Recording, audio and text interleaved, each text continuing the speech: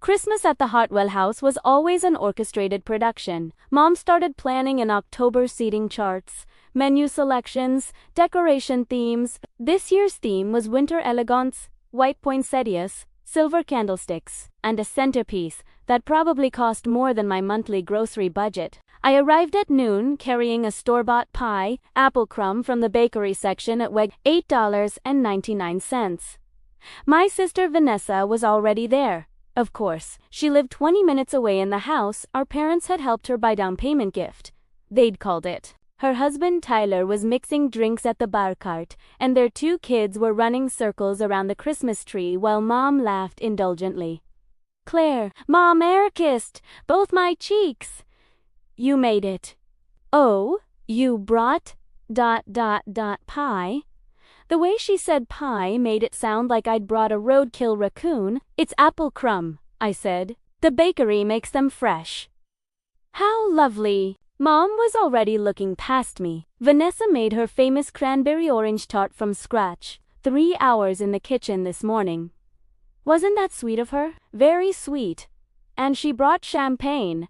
The good kind. Bube silly squat wonderful. I carried my $8 pie to the kitchen and set it on the counter next to Vanessa's perfect tart with its lattice top and sugared cranberries. Next to the homemade rolls our aunt had brought. Next to the artisanal cheese board our cousin had assembled. My pie looked exactly like what it was. An afterthought from someone who worked a 12-hour shift yesterday and didn't have time for culinary perfection. I poured myself wine and went to find my Uncle Jim. Uncle Jim was Dad's brother, a retired accountant who'd spent 40 years doing taxes for small businesses. He was sitting in the den with my cousin Marcus, both of them watching football with the sound muted. Uncle Jim stood and hugged me. "How's the hospital treating you?" "Same as always. Understaffed and overworked." "They paying you enough yet?" "Define enough." He laughed. "That's what I thought." "Marcus, you remember Claire? She's the one who actually works for a living." Marcus grinned. He was a software engineer at Google, 31 years old, pulling in close to $300,000 a year. "Hey, I work. You sit in an air-conditioned office, drinking free coffee and going to yoga classes on company time," Uncle Jim said. "Claire saves lives." "I'm an ICU nurse," I clarified. "I mostly keep people alive while doctors get credit." "Sounds about right," Marcus said. "Medical field's brutal." We settled into easy conversation, the kind I couldn't have with my parents or Vanessa. Uncle Jim asked about my patients without expecting HIPAA violations. Marcus talked about his work without bragging. It was comfortable. Until the dinner bell rang. Mom had set the table for 16 people, extended family, all gathered in the formal dining room under the chandelier she'd had custom installed last spring. China plates, crystal glasses, cloth napkins, with silver rings. I was seated between my cousin Amy, who just had her 3rd baby and would unstop showing photos on Tyler, who spent most meals talking about his cryptocurrency investments. Vanessa was across from me, positioned perfectly at Mom's right hand. The princess and her throne. Dad stood at the head of the table. "Before we eat, I'd like us to go around and share what we're grateful for this year." I suppressed a groan. This tradition had started 5 years ago, after Mom read some article about gratitude practices and decided to inflict it on the family. Dad went first. "I'm grateful for my health, my family, and another successful year at the firm." Mom went next. "I'm grateful for my beautiful family, for the blessing of grandchildren, and for Vanessa's strength in overcoming so many challenges this year." Vanessa had sprained her ankle in yoga. That was the challenge. Uncle Jim kept it brief. Health, family, and the Packers' winning season. It went around the table. Generic gratitudes, safe answers. Then it got to Vanessa. She stood up. No one else had stood up. "I want to take a moment," she said, dabbing her eyes with her napkin, "to thank everyone who supported Tyler and me this year. It's been so hard. The economy, the kids' expenses, the house repairs we didn't anticipate. But we've been so blessed by family who stepped up when we needed help." Mom beamed. "That's what family does, sweetheart." "I know. And I'm grateful." But I also want to acknowledge that not everyone contributes equally. Vanessa's eyes landed on me. Some people show up with store-bought pies and expect to be celebrated while others are giving everything to keep this family strong. The table went quiet. Tyler looked at his plate. Uncle Jim's eyebrows rose. Vanessa, Dad said carefully, let's keep this positive. I am being positive. Dad, I'm just being honest. Claire never contributes, not to family events, not financially, not emotionally. Shows up, eats the food other people prepared, and leaves. When was the last time you hosted a holiday, Claire? When was the last time you helped Mom with anything? When was the last time you offered to help Tyler and me when we were struggling? I took a sip of wine. Stayed quiet. She's a nurse, Vanessa continued. She makes good money, but does she offer to help with Mom and Dad's expenses? Does she contribute to family gifts? Does she do anything except show up with her cheap wine and her store-bought desserts? Vanessa, that's enough, Uncle Jim said. It's not enough. I'm tired of being the only one who cares about this family. I'm tired of carrying everything while Claire coasts. Vanessa, my voice was quiet. Calm. Can I ask you a question? She blinked, thrown off by my tone. What? How much is your mortgage payment? That's none of your business. How much? I don't see how that's relevant. $2,200, I said. A month. For 4 years. That's what I've been paying. The table froze. Vanessa laughed. What are you talking about? I pulled out my phone, opened my spreadsheet, and turned it toward Uncle Jim. 4 years. Every month. $2,200. Uncle Jim took my phone. His eyes scanned the screen. His face went pale. Claire, he said slowly, is this real? Every payment? Every date? Bank statements are backed up in the cloud if you want to verify. You've been paying Vanessa's mortgage? His voice was loud enough that everyone heard. Not just the mortgage, I said, still calm. Her car payment to $547 a month. For the BMW she drives. Vanessa's face had gone white. You're lying. I opened another file. Car loan account number 478-299-331102. Automatic payment from my checking account on the 5th of every month. Want to see the statements? Why would you pay for my car? Her voice was shrill now. Because Mom asked me to. 4 years ago, when you and Tyler were struggling. She said it would be temporary, just until you got on your feet. I looked at Mom. She was staring at her plate. Mom! Vanessa's voice cracked. Is this true? Mom didn't answer. And that's not all, I continued. I was in it now. Might as well finish. I've been covering your credit card payments. 3 cards. Total monthly payment, $893. Uncle Jim was scrolling through my phone now, his expression darkening with every swipe. You're insane, Vanessa said. This is insane. Why would you do that? Because Mom said you needed help. Because she said you were family. Because I was raised to believe that family helps family. I took my phone back from Uncle Jim. I did the math this morning. For years of mortgage payments, car payments, and credit cards. Total, $52,816. The number landed like a bomb. Tyler's fork clattered to his plate. Dad's face had gone red. Amy stopped mid-baby. Marcus let out a low whistle. That's impossible, Vanessa whispered. It's documented. Every payment. Every month. Every month. Including last month when you posted on Instagram about your much-needed spa weekend in Sedona, Claire. Mom said finally, her voice tight. This isn't the time. Then when is the time? Mom, when's the right time to mention that I've been working 60-hour weeks in a nice, living in a 1-bedroom apartment I can barely afford, skipping vacations and new clothes and anything remotely nice for myself, so that Vanessa can have her BMW and her house and her spa weekends? You never said anything, Dad said. Mom asked me not to. Said it would embarrass Vanessa. Said it would cause family drama.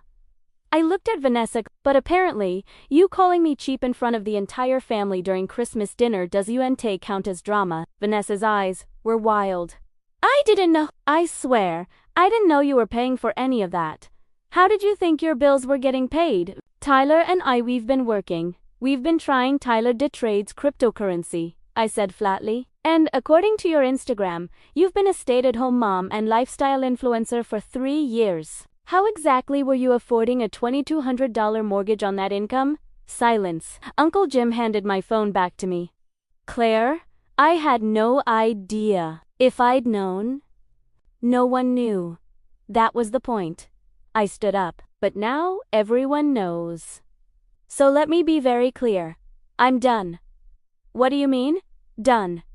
Mom's voice was panicked. I mean, I'm canceling the payments. All of them. The mortgage, the car, the credit cards. Effective immediately. You can't do that. Vanessa was on her feet now. We'll lose everything. Then I guess you'd better figure out how to pay your own bills. Claire, please. Mom started. Did you know she called me last month? I looked at Vanessa, asked me to go in on a family gift for Mom and Dad's anniversary, $500 each. I said I couldn't afford it, and you called me selfish. Said I never contributed to anything. Vanessa's mouth opened. Closed. I couldn't afford it because I was paying your mortgage. Your car. Your credit cards. I was broke, Vanessa. Living paycheck to paycheck, eating ramen for dinner and wearing scrubs with holes in them, so you could have your perfect Instagram life. I didn't ask you to do that. No. Mom did. And you let her. I pulled out my phone and opened my banking app. Right there at the table, with everyone watching, I canceled the automatic payments. 3 swipes, 3 confirmations. Done. Claire, wait. Dad stood up. I'm not waiting anymore. I've waited 4 years for Vanessa to get on her feet, for this to be temporary, for someone to appreciate what I was sacrificing. I looked around the table. But no one noticed. No one cared. Because I'm not the one who's struggling. I'm just the one who fixes everyone else's problems. I picked up my coat from the back of my chair. Where are you going? Mom asked. Home. To my apartment. The one I can barely afford because I've been subsidizing Vanessa's life. Claire, please don't leave like this. Like what? Honest. Direct. After being called cheap and ungrateful in front of my entire family. I headed for the door. Merry Christmas, everyone. Enjoy the turkey. I was halfway to my car when I heard footsteps behind me. Claire, wait! Uncle Jim, with Marcus right behind him. That took guts, Uncle Jim said. That took 4 years of being used, I replied. I'm serious. I'm serious. What you did in there standing up for yourself, that was brave. I just couldn't take it anymore. Marcus pulled out his phone. Can you send me that spreadsheet? Why? Because I want to see the full documentation. And because if Vanessa tries to claim this is made up, you'll need witnesses who saw the proof. I sent him the file. Jesus, Marcus said, scrolling through it. You really have been paying for everything. Every month. Never missed a payment. Did your parents ever pay you back? Ever say thank you? Mom sent me a card once, said Vanessa was grateful. That was it. Uncle Jim shook his head. This family's more dysfunctional than I thought. You're just now realizing. Fair point. He put his hand on my shoulder. Claire, if you need anything alone, a place to stay, someone to talk to you, call me. Understand. Thanks, Uncle Jim. I mean it. What they did to you, what? Vanessa's been doing that's not okay. That's financial exploitation. The word hit hard. Exploitation. Marcus is right, Uncle Jim continued. You should document everything. Keep those records. Because I wouldn't be surprised if Vanessa tries to claim you owe her something. How could I possibly owe her? People who've been enabled their whole lives don't think logically. She's about to lose her house, her car, and her credit rating. She's going to lash out.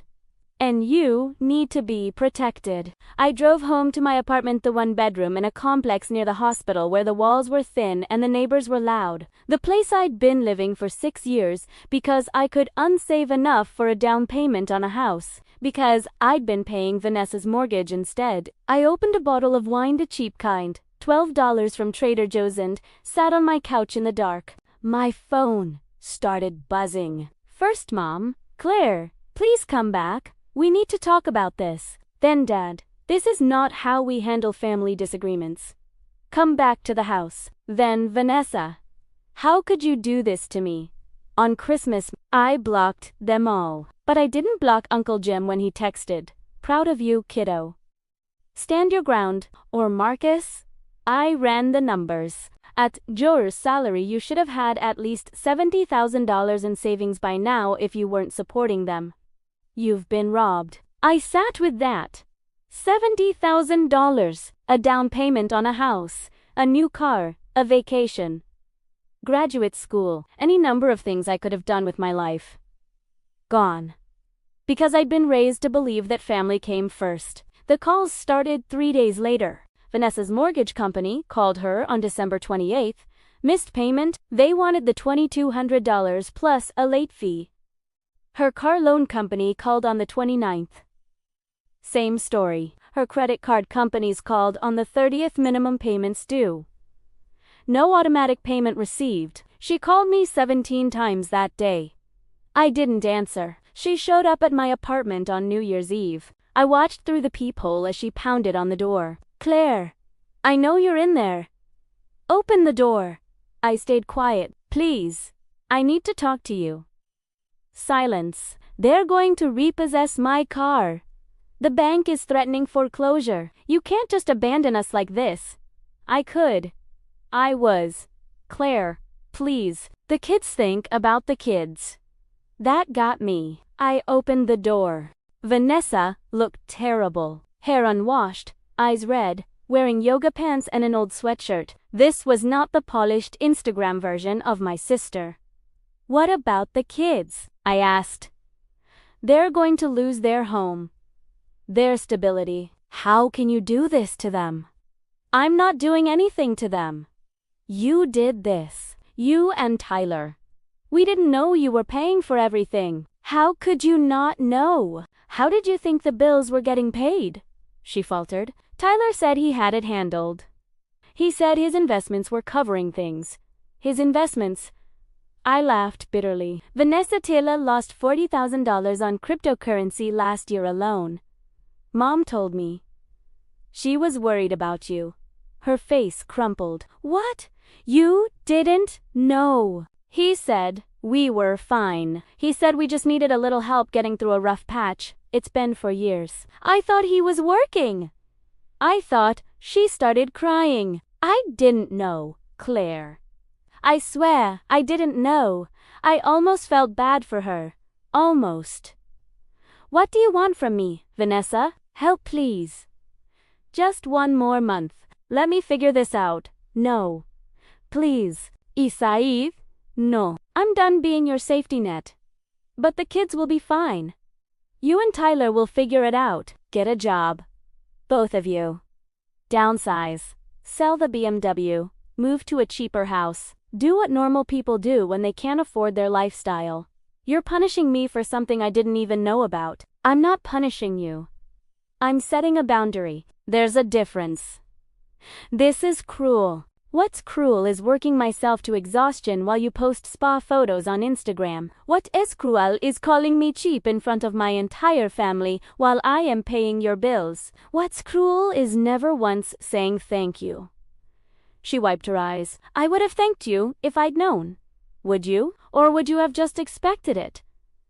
Like you expect everything. She didn't have an answer. Go home, Vanessa. Figure out your life. But leave me out of it. I closed the door. Mom called on January 2nd. I almost didn't answer, but I was tired of the voicemails. Claire? Mom. We need to discuss this situation with Vanessa. There's nothing to discuss. I'm not paying her bills anymore. She's going to lose everything. Then she learned to live within her means. How can you be so cold? She's your sister. And I'm your daughter. But you never thought about that when you asked me to sacrifice everything for her, did you? Silence. Did you ever plan to tell her? I asked. That I was paying her bills? I thought it would upset her. So you let her think she and Tyler were handling everything on their own? You let her feel proud of herself while I went broke keeping her afloat. You were always the strong one, Claire. Vanessa needed more support. Vanessa needed to grow up, and you prevented that by using me as a crutch. That's not fair. None of this is fair, Mom. But I'm done pretending otherwise. Your father wants to talk to you. I don't want to talk to Dad. Claire, I hung up. Uncle Jim took me to lunch on January 5th. A nice place downtown, the kind of restaurant I never went to because I was always broke. You're standing your ground, he said over appetizers. Good. They hate me. They're adjusting to the fact that you're not their ATM anymore. There's a difference. I picked at my calamari. Did you know that Mom had asked me to pay for everything? No. I knew she was helping Vanessa financially, but I assumed it was coming from her and your dad. If I'd known she'd roped you into it. ... Double quotes. He shook his head. I would have said something. Why do they do this? Why is it always about Vanessa? Uncle Jim sighed. Your sister was a difficult child. Colic as a baby, behavioral issues as a toddler, struggled in school. Your parents poured everything into managing her needs. And you... Double quotes. He smiled sadly. You were easy, smart, independent, never caused problems. So they took you for granted. That's not fair. No, it's not. But it's common. The squeaky wheel gets the grease, and Vanessa's been squeaking for 32 years. So I'm supposed to just accept being ignored? Hell no. You did exactly the right thing. You set a boundary. Now, stick to it. They're going to keep calling. Block them if you need to. Or tell them the boundary clearly. You'll have a relationship with them when they're ready to treat you with respect. Not before. What if they never do? Then you'll build your own life without them, and you'll be fine. Better than fine. He raised his glass. To Claire, who finally chose herself. I clinked my glass against his. The bank started foreclosure proceedings on Vanessa's house in February. She had 90 days to catch up on payments or sell. She sold the BMW, got repossessed in March. She bought a used Honda Civic. Tyler got a job, actual employment at a marketing firm. $45,000 a year. Vanessa got a job too, part-time at a clothing store. $15 an hour. They moved to a 2-bedroom apartment across town. Rent, $1,100 a month. Mom called it a tragedy. I called it reality. In April, I got an email from Vanessa. Subject: I'm sorry, Claire. I've been in therapy for 2 months. My therapist suggested I write this email. I'm sorry. For everything. For calling you cheap. For taking your help without knowing it. For never appreciating you. For being so wrapped up in my own problems that I never saw yours. Tyler and I are learning to live on what we actually earn. It's hard. It's humiliating. But it's also ... honest. For the first time in our marriage, we're looking at what we actually have, instead of pretending we have more. I don't expect you to forgive me. I don't expect you to help us. I just wanted you to know that I finally understand what you were doing, and I'm grateful. Even though I never showed it. I hope someday you'll let me try to be a real sister to you, not the one who takes, the one who shows up. Love. Vanessa. I read it 3 times, then I replied, Vanessa, thank you for the apology. I appreciate it. I'm not ready to rebuild yet. I need time, but I'm not closing the door forever. Keep working on yourself. Keep being honest. And maybe someday we can try again. Clarion Junie, I got a promotion. ICU, nursing supervisor, $20,000 raise. I celebrated by opening a savings account. A real one. For me, I put $5,000 into it the first month. It felt like winning the lottery. In August, Mom showed up at my apartment. I almost didn't let her in, but she looked ... different. smaller somehow. Less polished. Can we talk? She asked. Let in. We sat on my couch, the same couch where I'd eaten ramen for 4 years, while paying for Vanessa's life. Your father and I have been in counseling, Mom said. Good. Our therapist helped us see some things.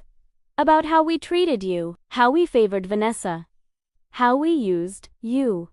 I stayed quiet. I told myself I was helping both my daughters, that Vanessa needed more support, and you were strong enough to handle it. But the truth is, I was taking the easy path. It was easier to ask you for help than to tell Vanessa no. Yeah, it was. And I'm sorry. Truly sorry. Not because you stopped paying, although that was a wake-up call, but because I hurt you. 4 years.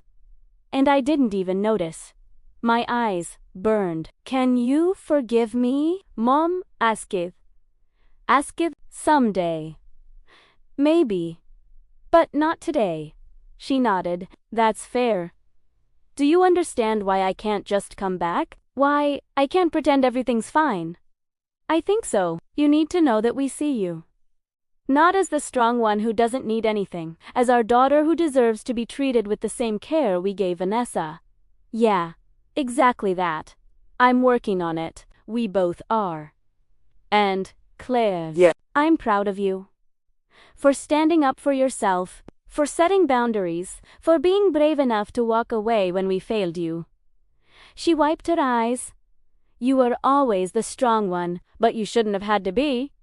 A year after Christmas dinner, Uncle Jim invited me to Thanksgiving at his house. Small gathering, he said. Just me, Marcus, a few cousins, no drama. No judgment, just people who appreciate you. I went, it was perfect. Easy conversation, good food, laughter. No one asked me to contribute more than a side dish. No one called me cheap. No one expected me to fix their problems. Marcus pulled me aside after dinner. How are you doing? Really?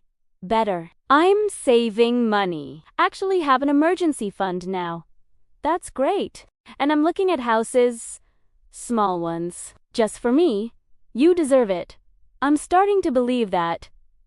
2 years after Christmas dinner, I bought a house, 2 bedrooms, 1 bathroom, tiny yard. Nothing fancy. But it was mine. I invited Uncle Jim and Marcus to the housewarming party. I invited my coworkers. I invited my book club friends. I didn't invite my parents, or Vanessa, but Vanessa sent a card. Congratulations on your house. You earned it. Love, Vanessa. I put it on my fridge. 3 years after Christmas dinner, Vanessa called me. Hey, she said, I know we haven't talked much, but I wanted to tell you something. What's that? Tyler and I paid off our credit cards, all of them. Vanessa, that's great. It took 3 years, but we did Italiano. No help. No bailouts. Just us. I'm proud of you. Thanks, Claire.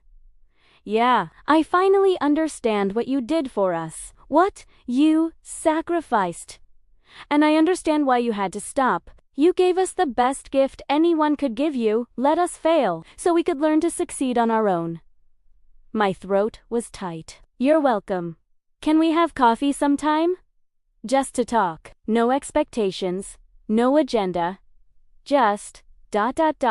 sisters. I thought about it. Yeah, I said, I'd like that. For years after Christmas dinner, I had both families at my house for the holiday. Mom and Dad came, so did Vanessa and Tyler and the kids. Uncle Jim and Marcus. All the cousins. We squeezed around my small dining table. We ate food everyone contributed to, no one person carrying the burden. We laughed. We talked. We were a family. But this time, it was different. This time, I wasn't invisible. This time, when Vanessa thanked everyone for coming, she looked at me and said, especially Claire, for teaching me what real strength looks like.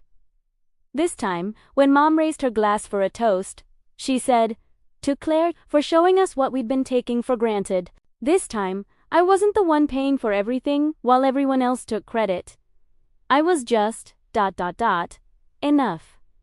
Exactly as I was. 5 years later, my savings account hit six figures, money I'd earned and kept for myself. Vanessa and Tyler bought their own house, this time with a mortgage they could actually afford. Mom started therapy to address her favoritism patterns. Dad took me to lunch once a month to rebuild our relationship. And me, I learned the most important lesson. You can't pour from an empty cup, and you can't set yourself on fire to keep others warm. I chose myself, and for the first time in my life, my family chose me back. Not because I was useful, but because I was worthy of being chosen.